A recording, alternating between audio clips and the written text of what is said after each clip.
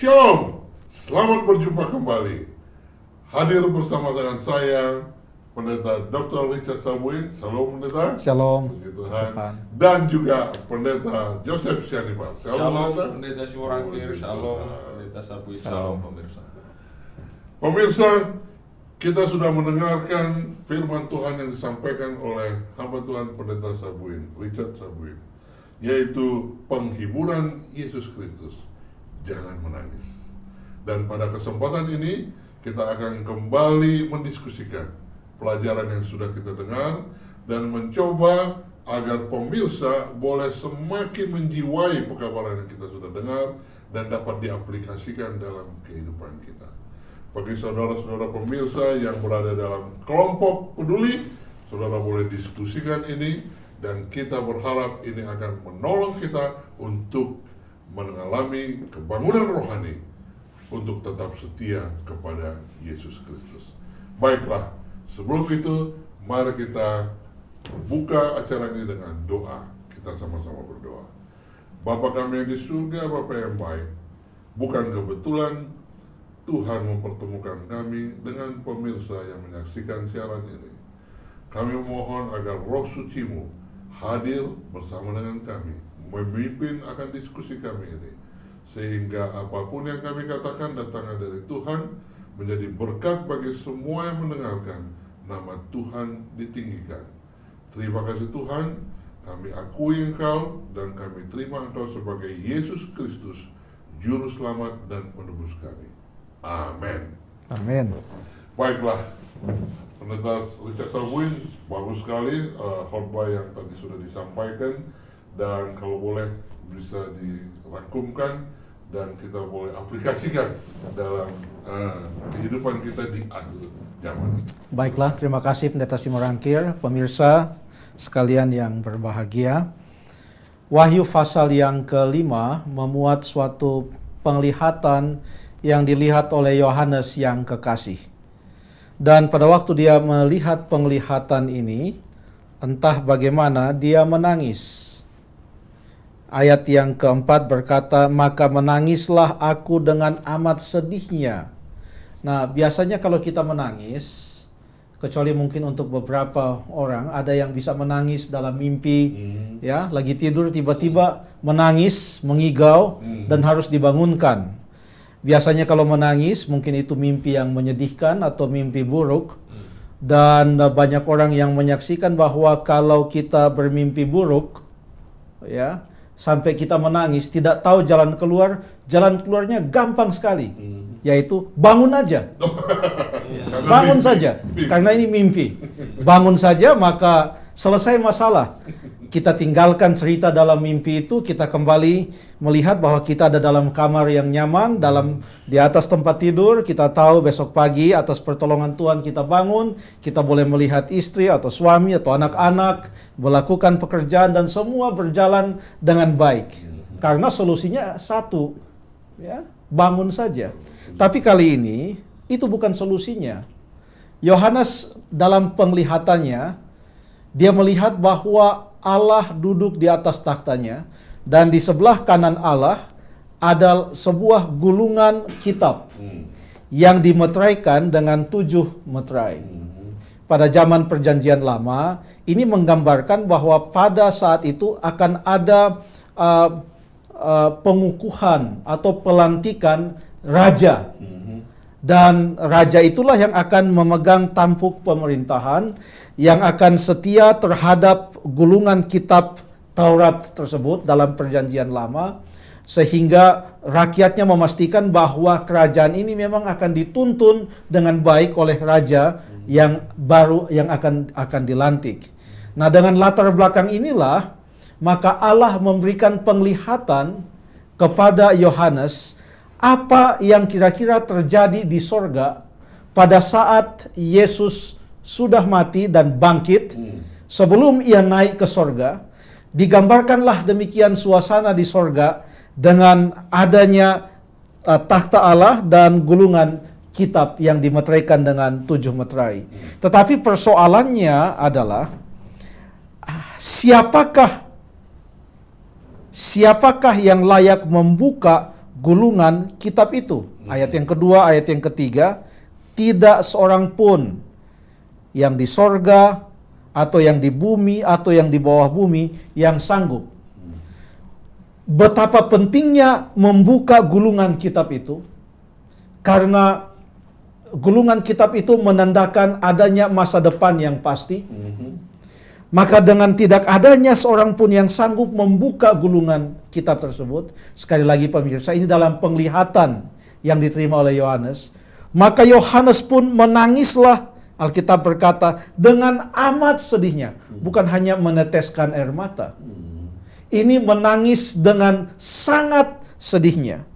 Akan tetapi, salah seorang dari tua-tua itu, yaitu makhluk yang ada di sorga, yang juga dilihat oleh Yohanes, mengatakan kepadanya, dan ini adalah juga merupakan perintah dari Tuhan, jangan engkau menangis, sesungguhnya singa dari suku Yehuda, atau tunas Daud, yang ini semua merujuk kepada Yesus Kristus. Apalagi di dalam ayat yang ke-6, dikatakan waktu Yohanes menoleh, dia melihat seekor anak domba seperti yang baru atau telah disembelih. Dia inilah yang sanggup untuk memegang gulungan kitab itu, lalu membuka meterai-meterainya. Artinya, yang akan memerintah di dalam konteks penglihatan tersebut adalah Yesus Kristus. Dialah yang akan mengungkap sejarah yang belum terjadi, sampai itu terjadi, hingga pada kedatangannya yang digambarkan dalam bahagian akhir dari Wahyu pasal yang ke-6. Sebenarnya menangis sangat erat kaitannya dengan ketakutan. Contohnya dalam cerita Hagar, dia takut jangan sampai Ismail anaknya mati. Dia menangis, tetapi ada perintah yang mengatakan jangan takut kepada Hagar. Jadi ini masih ada kaitannya juga dengan pembahasan kita tentang jaminan Yesus Kristus, jangan takut. Kembali, hanya Yesus yang sanggup menghapus air mata. Amen. Air mata itu dihapus, bukan berhenti dengan sendirinya. Ada orang yang menangis dan tidak bisa berhenti menangis. Tidak bisa dihibur. Kecuali memang saatnya dia berhenti menangis. Tapi bukan itu yang dikatakan di sini. Pada saat Yohanes menangis dengan amat sedihnya, dengan kenyataan bahwa ada Yesus Kristus, maka tangisan yang amat sedihnya itu pun dapat berhenti. Mengapa? Oleh karena Yesus menunjukkan kepadanya jalan cerita umat Tuhan, mulai dari zaman Yohanes itu hidup, hingga pada kedatangan Tuhan Yesus yang kedua kali. Amin. Haleluya. Pemirsa, saya percaya pengalaman Yohanes juga menjadi bahagian pengalaman saudara. Anda mendapatkan satu mimpi buruk, kemudian Anda menangis. Bangun! Itu jalan yang terbaik. Tetapi kali ini bukan mimpi. Sesuatu yang mungkin Tuhan berikan kepada Anda. Masa depan yang tidak pasti. Yesus katakan, jangan menangis. Luar biasa. Pendeta Syanipar, kira-kira kalau kita aplikasikan ini dalam kehidupan kita di zaman akhir, apa yang bisa kita buat agar kita boleh selalu bergantung kepada Yesus Kristus? Amin. Pendeta Simorangkir, pemirsa dimanapun saudara berada, bahwa memang nampaknya Yohanes melihat satu tantangan, permasalahan di mana dia melihat satu buku yang termeterai dan menurut anggapan dia tidak seorang pun dapat membuka. Ya. Padahal sebenarnya itu tidak benar faktanya. Ada singa dari suku Yehuda. Jadi karena dia mengarahkan pandangannya kepada permasalahan dan bukan kepada solusi, itulah sebabnya dia dipenuhi dengan kekalutan sampai dia menangis. Jadi yang perlu kita lakukan, sebagaimana di dalam cerita Alkitab atau firman Tuhan ini dikatakan, behold, ya, lihat, ya. Jadi lihat berarti kita harus merubah sudut pandang kita. Jangan hanya lihat itu masalah, lihat juga solusi, dan siapa itu yang bisa memberikan solusi. Singa dari suku Yehuda itu bisa membuka yang sudah tertutup dan melepaskan. Ya. Sering kita merasa situasi yang kita alami ini sesuatu yang tidak bisa diselesaikan. Kita sudah merasa terikat dengan berbagai masalah, ya. Dan semua masa depan sudah tertutup, ya. Tidak mencari pekerjaan, tidak dapat mencari jodoh, tidak dapat, seperti semua yang sudah tertutup. Lihat, singa dari suku Yehuda dapat membuka dan melepaskan semuanya. Haleluya. Ya, Amin. Yesus Kristus bilang, jangan menangis. Lihat Yesusnya. Yesus Kristus kita adalah Tuhan atau Allah yang lebih besar daripada masalah yang kita pelototin. Itu yang membuat kita punya ketakutan atau mimpi buruk yang mendatangkan nangis, ya. Wah, puji Tuhan. Terima kasih Pendeta Richard Salbuin. Kalau kita coba berada di sepatunya Yohanes Kekasih, ya, dia rasa hebat sekali nih, kepeduliannya terhadap umatnya, kepada bangsanya akan masa depan. Kenapa dia sampai menangis, ya? Karena apakah memang karena tidak ada jawaban, tidak ada kepastian siapa yang menolong mereka, atau kira-kira, atau mungkin ada hal lain yang mungkin kita bisa pelajari? Karena konteksnya adalah jangan menangis, kata Yesus. Ya, sejauh Wahyu pasal 5 ini kita lihat, tidak ada keterangan yang jelas selain daripada kenyataan pada saat itu bahwa Yesus belum tampil dalam pandangan pada saat itu. Jadi pada waktu dikatakan bahwa tidak ada seorang pun yang sanggup untuk membuka, Yesus belum tampil. Jadi ceritanya adalah bahwa setelah Yesus naik ke sorga, pada saat itulah baru Yesus mulai melanjutkan pelayanannya di sorga dengan suatu otoritas yang sudah dia peroleh, yang ada di dalam ayat yang ke-6, karena ia telah disembelih. Oleh karena kematiannya, dan tidak ada yang mati seperti Yesus dengan kedudukannya sebagai anak Allah dan mati di atas kayu salib. Hanya Yesus, hanya dia satu-satunya, tidak ada. Dan dengan matinya dia di atas kayu salib dan bangkitnya dengan penuh kemenangan, maka dialah yang layak untuk membuka gulungan kitab itu. Dan gulungan kitab ini ada kaitannya dengan kehidupan umat-umat Allah, mulai dari zaman Yohanes sampai kepada kedatangan Tuhan Yesus yang kedua kali. Artinya, artinya kehidupan umat-umat Allah sehubungan dengan sambutan mereka terhadap Injil itu tidak bisa dilepaskan hubungannya dengan Yesus Kristus sampai kepada kedatangannya yang kedua kali. Menarik sekali tadi apa yang dikatakan oleh Pendeta Sianipar. Kejadian yang serupa atau yang mirip terjadi pada waktu Maria berada di depan kubur Yesus.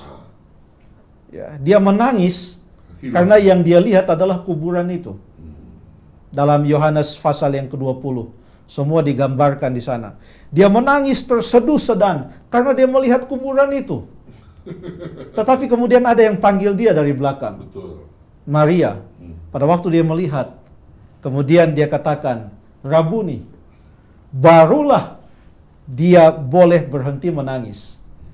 Yang memanggil dia ternyata adalah Yesus yang berkata, mengapa engkau menangis? Ya. Pada waktu dia mengalihkan pandangannya dari kubur itu kepada Yesus, saat itulah ia menemukan jawaban mengapa dia harus berhenti menangis atau bisa berhenti menangis. Haleluya, amin. Pemirsa, luar biasa. Pelajaran lain yang bisa kita ambil bagi saya adalah Tuhan maklum kalau kita nangis. Amin, saudaraku. Amin. Iya, Betul. Tuhan maklum kalau kita nangis. Karena memang keterbatasan kemampuan kita menghadapi sesuatu masa depan yang kita ketahui atau persoalan dan kita tidak mampu melakukannya, sehingga kita apa? Menangis. Dan ketika kita menangis, Yesus peduli kepada kita dan kata, jangan menangis. Dia hiburkan kita. Dia hiburkan kita. Pemirsa, bukan kebetulan saudara menyaksikan siaran ini. Tuhan tahu saudara terlalu fokus kepada masalah yang Anda khawatirkan. Tapi sebagaimana Maria, tadi dia hanya fokus kepada kuburan, ya. Ketika dia dengar suara Yesus, maka alihkan pandanganmu dari persoalan pada suara Yesus. Pelajaran yang kita sudah pelajari saat ini adalah jaminan daripada Yesus Kristus. Jangan menangis, haruslah kita dengar. Dan palingkan pandangan kita kepada Yesus Kristus, karena Yesus Kristuslah pengharapan kita di akhir zaman. Aduh, luar biasa. Amin. Kira-kira ada saran lain untuk kita renungkan, Pendeta Sianipar?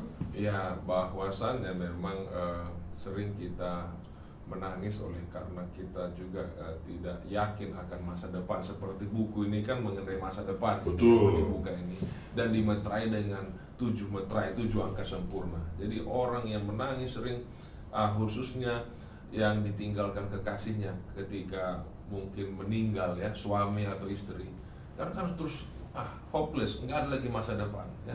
Istri yang ditinggalkan suaminya. Kalau dalam cerita Alkitab, baik di perjanjian lama dan perjanjian baru, orang menangis pertama kali oleh karena kehilangan anak atau hampir kehilangan anak, ya. Hagar contohnya, dia menangis, tidak tega melihat bayinya anaknya mau meninggal. Atau di perjanjian baru di Rama terdengar tangisan ketika anak-anak itu dibunuh, ya, oleh kaisar, yang penguasa Roma pada waktu itu. Jadi sudah seperti nggak ada masa depan, karena anak juga merupakan lambang masa depan, ya. Tetapi yang kita perlu ingat di sini bahwa Yesus, dialah yang memegang akan masa depan. Dia bisa menghiburkan kita, ya. Itulah sebabnya orang yang sedang dalam kedukaan, ketika mereka melihat dengan mata iman kepada Yesus, ya, singa dari suku Yehuda itu, mereka akan dihiburkan. Jadi memang benarlah Yesus adalah sumber penghiburan. Ketika dia berkata jangan menangis. Amin. Amin. Tuhan. Amin. Pendeta Richard Samuel, ada kira-kira yang ingin disampaikan? Ya, mungkin akan sedikit mengejutkan kepada pemirsa bahwa Yesus pun pernah menangis. Puji Tuhan, Ya. puji Tuhan. Hanya penyebab tangisan Yesus itu beda dengan penyebab tangisan manusia. Ceritanya terdapat dalam Yohanes pasal yang ke-11. Pada waktu Yesus datang, Marta dan Maria menangis oleh sebab mereka sangat sesalkan. Seandainya saja engkau datang sebelum dia meninggal, pasti dia tidak akan meninggal. Bahkan orang-orang yang sedang meratapi Lazarus pada waktu itu pun berkata, dia yang sanggup menyembuhkan orang yang buta, tidak sanggupkah ia tadinya menghentikan penyakit ini agar supaya jangan sampai orang ini meninggal. Jadi mereka memikirkan bahwa kesanggupan Yesus itu hanyalah sampai kepada tahap menyembuhkan. Sementara untuk hal seperti ini, Yesus pun tidak ada solusi. Dan pada waktu Yesus menangis, dia bukan menangis karena tidak ada pengharapan bahwa Lazarus bisa dibangkitkan. Dia menangis oleh sebab dia simpati dengan kesedihan mereka. Dia menangis karena dia pun merasakan apa yang dirasakan oleh umat-umatnya. Ada orang yang berkata, sebutan di dunia ini yang sangat lazim, yang berkata, love and the world will love with you. Lalu kemudian cry and you will cry alone. Tetapi dalam keadaan seperti cerita di Yohanes pasal yang ke-11, ungkapan itu berbeda. Ungkapan itu adalah, tertawalah maka dunia akan tertawa bersamamu, menangislah maka Yesus akan menangis bersamamu. Tapi pada waktu ia menangis dan simpati dan melihat kesedihan yang kita alami, dia tahu apa jalan keluarnya. Dan hari itu juga, tidak menunggu lama, Yesus memberikan jalan keluar. Lazarus dibangkitkan dari antara orang mati. Ya, Yesus memberikan jalan keluar kepada kita. Pada waktu dia mengatakan jangan menangis, itu bukan sekedar kata-kata penghiburan. Dia mengatakan karena dia tahu apa solusi bagi kita. Amin. Haleluya. Pemirsa, luar biasa. Yesus Kristus kita itu luar biasa. Saudaraku, pelajaran kita kali ini mengingatkan, mari kita bergantung kepada Yesus Kristus. Dia mengetahui apa yang terjadi dalam kehidupan kita. Dia yang bisa membuka buku kehidupan kita. Dan dia bisa lakukan itu karena dia sudah mati bagi saudara dan saya. Dan dia sudah bangkit. Dan Yesus yang sama pun mengerti pergumulan hati kita. Dia pun pernah menangis oleh karena simpati kepada kita. Mulai saat ini, sebagai umat pengharapan, jangan menangis. Alihkan pandanganmu kepada Yesus Kristus yang mampu memberikan penghiburan dan solusi kepada saudara. Amin. Luar biasa. Amin. Baiklah, kita akhiri pertemuan kita ini. Kita akan berdoa. Pendeta Sabuin Ya, pimpin mari kita berdoa. Bapa kami yang bertahta dalam kerajaan sorga, terima kasih karena Engkau sanggup Amen. untuk menghentikan tangisan. Amen. Dan kami sangat rindu untuk tiba pada suatu negeri yang baru, Amen. di mana tidak ada ratapan, tidak ada duka cita, tidak ada air mata, tidak ada tangisan, karena segala sesuatu yang lama telah berlalu dan yang baru telah datang. Biarlah Engkau menolong kami untuk tetap setia dan bergantung kepada Yesus hingga Tuhan Yesus datang. Di dalam nama Yesus Kristus kami berdoa. Amin. Amin. Haleluya. Pemirsa, sampai di sini acara kita. Kita akan bertemu kembali di program yang sama di lain kesempatan. Tuhan memberkati kita. Amin. Amin. Thank you.